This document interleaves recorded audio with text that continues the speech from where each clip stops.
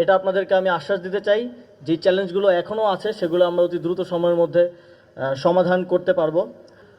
24-এর যে গণঅভ্যুত্থান, সেই গণঅভ্যুত্থান আংশিক সফল হয়েছে আমি বলবো, কারণ আমরা আমাদের যে এক দফা সেখানে দাবি দিয়েছিলাম শেখ হাসিনার পতন এবং ফ্যাসিবাদী ব্যবস্থার বিলোপ। এখনও সেই ফ্যাসিবাদী ব্যবস্থার বিলোপ সম্পূর্ণরূপে সম্ভব হয়নি। আপনারা জানেন যে এখনও কিন্তু ষড়যন্ত্র থেমে নেই। এখনও বিভিন্ন জাতীয় আন্তর্জাতিক পরিসরে পর্যন্ত আওয়ামী লীগের রাজনৈতিক পুনর্বাসনের জন্য ষড়যন্ত্র করা হচ্ছে।